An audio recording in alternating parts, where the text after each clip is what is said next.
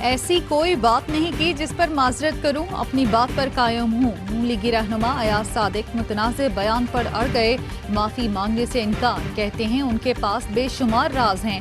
بات فوج نہیں حکومت کے خلاف کی تھی، افواج پاکستان کو اس لڑائی سے باہر رکھیں۔ حکومتی ترجمانوں نے بھارتی بیانیے کو آگے بڑھایا۔ رانا ثناء اللہ بولے، پارلیمنٹ میں کی گئی بات باہر چیلنج نہیں ہو سکتی۔ ایاز صادق کی بات غلط تھی تو کیا اسپیکر سوئے ہوئے تھے؟ پی ڈی ایم سربراہ مولانا فضل الرحمان ایاز صادق کے گھر پہنچ گئے، کہا اختلاف ضرور ہونے چاہیے لیکن کسی کو غداری کے سرٹیفکیٹ دینے کا حق نہیں دے سکتے۔ تمام اداروں کو اپنے آئینی کردار میں رہنا چاہیے، ووٹ کو تقدس دیا جائے تو تعاون کے لیے تیار ہیں۔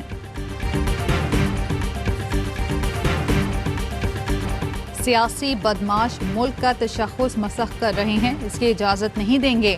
اطلاعات کے وزیر شبلی فراز کہتے ہیں، نواز، مریم، بلاول اور فضل الرحمان کا بیانیہ ملکی مفاد میں نہیں، اس قسم کے بیانوں کا احتساب کیا جائے گا، ان کے ساتھ کوئی نرمی نہیں برتی جائے گی۔ نون لیگ کے سمجھدار حلقے مسلم لیگ پاکستان بنا لیں۔ وفاقی وزیر اسد عمر کہتے ہیں، ملک کی سیاست انتہائی خطرناک رخ اختیار کر رہی ہے۔ سیاست میں اپوزیشن حکومتوں پر تنقید کیا کرتی ہے، اپوزیشن کے بیانیے میں ہدف حکومت نہیں ملکی ادارے ہیں۔ اپوزیشن کے اس بیانیے کا سلسلہ نواز شریف کی تقریر سے شروع ہوا۔ نواز شریف نے باہر سے بیٹھ کر پاکستان کے اداروں پر باقاعدہ حملہ کیا۔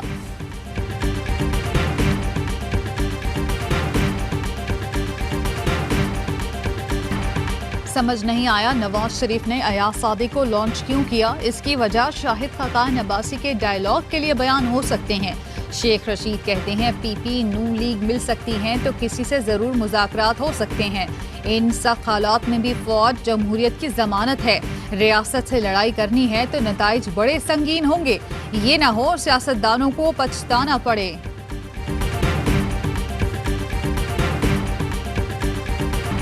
ہم سیاست جبکہ حکومت بغاوت کر رہی ہے، نون لیگی رہنما احسن اقبال کا دعویٰ، کہتے ہیں حکومت ناکامیاں چھپانے کے لیے اداروں کو سیاست میں جھونک رہی ہے۔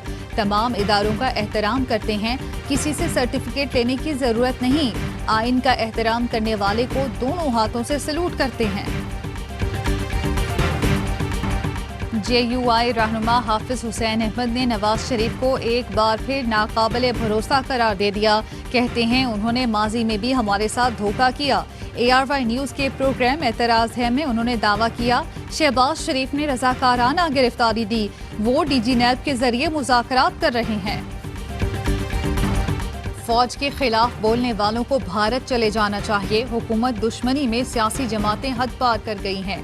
وزیر داخلہ اعجاز شاہ کا کہنا ہے، سیاسی جماعت کے رہنما نے آرمی چیف پر الزام لگائے، اپوزیشن شور شرابے کا واحد مقصد لوٹی دولت بچانا ہے۔ حکومت 22 کروڑ عوام کی ماں ہے، باپ نہیں، باپ کبھی کبھار ناراض بھی ہو جاتا ہے۔ شفقت محمود کا ایاز صادق اور نواز شریف سے معافی کا مطالبہ، کہا کسی کو غدار نہیں کہتا لیکن جو باتیں کی جا رہی ہیں وہ ملک کی سوچ کے خلاف ہیں۔ شرم نام کی کوئی چیز نون لیگ کے قریب سے نہیں گزری، چور آقاؤں کی کرپشن بچانے کے لیے اس حد تک گرنا انتہائی شرم کی بات ہے۔ شہباز گل کا ایاز صادق کے بیان پر رد عمل، کہا پاکستان کی بدنامی کا باعث بننے کے بعد بھی ڈھٹائی سے جھوٹ بول رہے ہیں، پہلے ریاست کے خلاف زہر اگلنا پھر مکر جانا نون لیگ کا وتیرہ ہے۔ افسوس کہ ایسے مفاد پرست اور کم ظرف لوگ اس ملک پر مسلط رہے، کاغذی شیر اور جعلی انقلابی کرپشن کا حساب دیے بغیر بچ نہیں سکیں گے۔ جنوری تک کٹ پتلی کو گھر بھیجیں گے، نیشنل سیکیورٹی والے جیالے کے پیج پر آ گئے ہیں۔ بلاول بھٹو زرداری کی غزر میں حکومت پر تیر اندازی، کہا اشاروں پر چلنے والے صوبے کیسے دیں گے۔ الیکشن سے ایک ماہ پہلے انہوں نے بیانیے میں تبدیلی کی، وزیر اعظم کی پٹیشن ہے کہ گلگت بلتستان کو صوبہ نہ بناؤ، لوگوں سے کہتا ہوں حکمرانوں سے پیسہ لو، ووٹ پیپلز پارٹی کو دو۔ مراد سعید کہتے ہیں، گلگت کے عوام ترقی چاہتے ہیں، اپنے علاقے کو سندھ نہیں بنانا چاہتے، صوبہ بھی ہم دیں گے اور خوشحالی بھی۔ بولے، بھارت کے خلاف پاک فضائیہ کی کامیابی کو متنازع بنانے کی کوشش کی گئی، جس طرح بھارت کو جواب دیا اسی طرح ملک دشمن عناصر کو بھی جواب دیں گے۔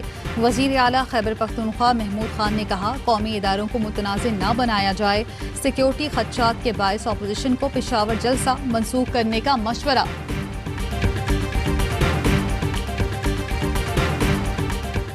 PDM کوئٹہ جلسے کے بعد مسلم لیگ نون بلوچستان میں پھوٹ پڑ گئی. قائم مقام صوبائی صدر عبدالقادر بلوچ کا مستعفی ہونے کا فیصلہ.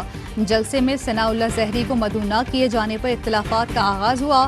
احسن اقبال کہتے ہیں اختر مینگل اور ثناء اللہ زہری کے درمیان تنازع کے باعث انہیں جلسے میں شرکت سے روکا گیا. گستاخانہ خاکوں پر صرف بیان دینے یا ٹویٹ کرنے سے مسئلہ حل نہیں ہوگا. فرانس کے سفیر کو واپس بھیجا جائے. امیر جماعت اسلامی کراچی حافظ نعیم الرحمان کا توہین آمیز خاکوں کے خلاف احتجاجی مظاہرے سے خطاب. کہا حکمران فرانسیسی مصنوعات کے بائیکاٹ کا اعلان کریں. ناموس رسالت پر قدم اٹھانے پر ترک صدر کو خراج تحسین.